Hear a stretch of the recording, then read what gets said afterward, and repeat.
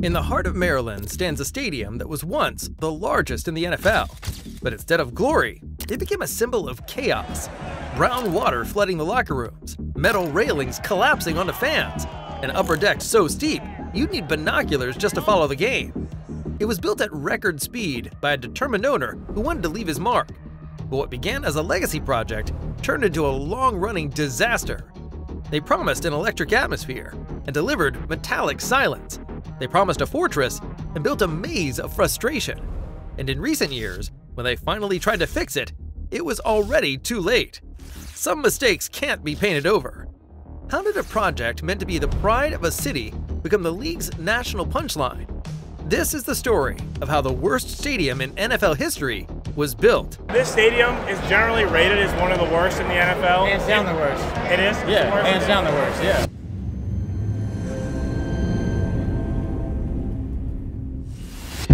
For decades, Washington's NFL team called RFK Stadium home. Built in 1961, it had hosted legends, championship runs, and some of the loudest crowds in league history. But by the 1990s, it was well past its prime. With aging facilities, no luxury suites, and limited revenue potential, it simply couldn't keep up with the wave of modern stadiums transforming the NFL. Jack Kent Cooke, the team's longtime owner, knew something had to change. At 83 years old, Cooke wasn't just thinking about the team's future. He was racing against time. His health was declining, and he wanted to see a new stadium completed before he died. It had to be grand, fast, and completely under his control. Negotiations with the District of Columbia had gone nowhere. Cooke had proposed building the stadium at the RFK site, but the city wouldn't meet his terms. Frustrated by red tape and unwilling to wait any longer, he looked east, across the Anacostia River into Prince George's County, Maryland. There, he found fewer political hurdles, available land, and a path forward without relying on public funding. Maryland offered speed and autonomy, two things Cooke valued more than anything. To pull it off, Cooke assembled an elite team. The stadium was designed by HOK Sport, the firm behind many of the era's most high-profile sports venues. Structural engineering came from Bliss and Nitre, with ME engineers handling electrical and mechanical systems. The construction itself would be overseen by Clark Construction Group, in partnership with Driggs Corporation. The design was practical, with a clear focus on scale and speed rather than flair. It would be a large, layered bowl with few stylistic touches, simple, functional, and built for capacity. The plan called for over 78,000 seats at opening, with the potential to expand past 90,000.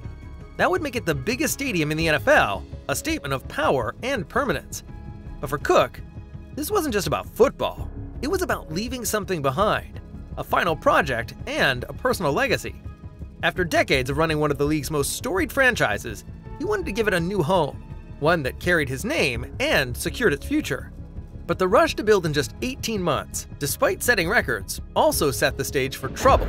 Because when speed takes priority, problems don't just appear overnight, they linger for decades, and some never get fixed at all.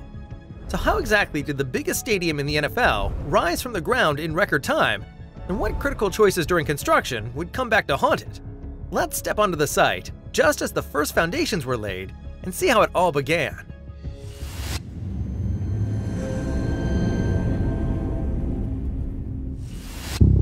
On March 13, 1996, construction officially started. The structure relied on cast-in-place concrete for columns, beams, and slabs, all set on deep H-pile steel foundations. To support the expansive upper decks, engineers installed large steel cantilever arms that extended over the bowl. It was a practical design, focused on durability and raw capacity, not aesthetics. While the structure met its deadline, long-term performance raised concerns. Reports of poor workmanship and system inefficiencies began surfacing within the first decade. Specifics about concrete curing or weld pressure haven't been publicly confirmed, but critics pointed to cost-cutting decisions and limited foresight in system planning as contributing factors to ongoing maintenance issues. Minor installation flaws, such as poorly accessed ductwork or aging mechanical connections, were often concealed behind walls and ceilings. Over time, these hidden issues surfaced as expensive, publicly embarrassing failures, from leaking pipes to HVAC malfunctions. In the race to become the largest stadium in the NFL, designers made a critical mistake. They prioritized size over sightlines, atmosphere, and fan experience. The stadium seated nearly 80,000 fans, with an expansion of up to 91,000, which made it the biggest stadium in the NFL. But that size came with a huge price. The upper deck, supported by massive steel arms, pushed fans far from the field, nearly 300 feet in some sections. The steep break and bowl shape made binoculars a necessity. The intimate, crowd-driven chaos of RFK Stadium was gone. Even the 257 private luxury suites felt cramped and basic compared to the competition. Separate from the main concourses, they lacked integrated amenities and high-end finishes. It looked like everything was built just to function, not to impress. Concession stands were narrow booths tucked into tight corners. Restrooms were small and poorly ventilated. Fans reported long lines, poor airflow, and a general feeling that the place wasn't built for modern crowds. As for the video and audio, the initial video board setup at the stadium was modest, adequate for simple replays and scoring, but lacking the immersive quality that became standard in the late 90s among top-tier venues. There were no ribbon boards or interactive elements at the time. The audio system was one of the stadium's most criticized features. Fans often complained about poor sound quality and uneven volume throughout the bowl. Music and announcements were hard to hear in some sections, and the overall setup lacked the energy and clarity found in other NFL stadiums. Real improvements didn't come until the 2023 audio upgrade. And the problems didn't stop with what fans heard, they also extended to what they saw on the field. The stadium used Bermuda grass, durable and common. But fans would later on watch in disbelief as large brown patches appeared on the field. These weren't fluke events, they were the long-term consequences of aging infrastructure and inadequate upkeep. In the end, the stadium rose on time, just as Jack Kent Cooke had hoped, but time would prove to be its toughest opponent. Beneath the concrete and steel was a structure that looked finished but wasn't built to last. And year after year, frustration built alongside rust and cracks. The stadium's flaws weren't just cosmetic, they were structural, systemic, and impossible to ignore. What started as whispers from frustrated fans eventually grew into a full-blown outcry. This place had to go. So how did those early mistakes spiral into national embarrassment? And why did things get so bad so fast?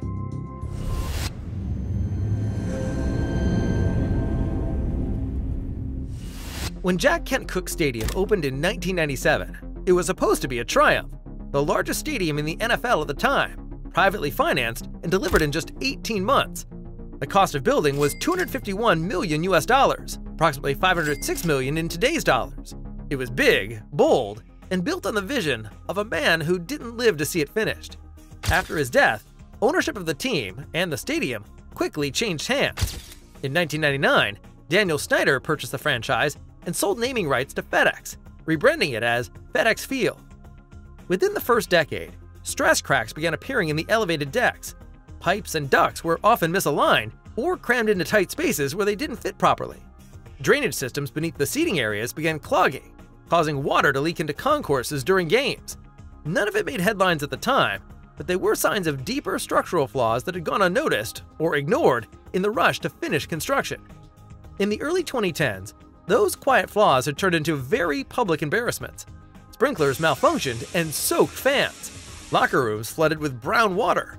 Toilets backed up. Railings collapsed under the weight of excited fans, injuring several. Escalators routinely broke down. By the 2020s, it was no longer just complaints. It was a campaign. Social media dubbed it the worst stadium in the NFL. National broadcasters openly mocked it on air. Attendance declined, and so did public patience. Fans weren't asking for repairs, they were demanding demolition. In 2023, change finally came. Daniel Snyder sold the team to a group led by billionaire investor Josh Harris. The stadium's name changed too. FedEx Field became Northwest Stadium in 2024 after a new sponsorship deal. But the biggest surprise came with Harris's first move. Instead of building a new stadium right away, he announced a $75 million renovation. The overhaul, completed before the 2024 season, was privately funded and targeted the stadium's most criticized features. Escalators and elevators were replaced. Bathrooms were fully upgraded. Outdated concession stands were modernized with grab-and-go tech. Premium lounges were redesigned for a cleaner, more comfortable feel. The turf was repaired and irrigation systems were improved. The video boards were updated to deliver higher resolution and brighter visuals. A new stadium-wide sound system dramatically improved audio quality.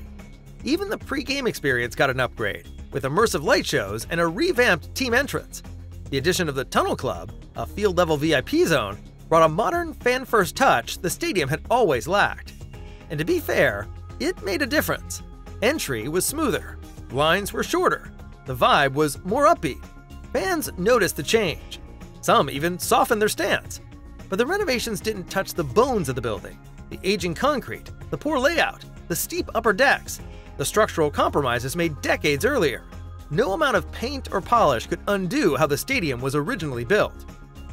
Now, as the team plans its return to Washington, D.C., with a $3.7 billion dome stadium proposed at the RFK site, mostly funded by the team with some public infrastructure support, the end is in sight for Northwest Stadium. And after all the fixes, the failures, and the years of frustration, did this stadium ever truly have a chance? Or was it doomed from the moment the first concrete was poured? Ready to be amazed by the next groundbreaking construction project? Click on the video now and dive into a world where engineering and imagination collide. See you there!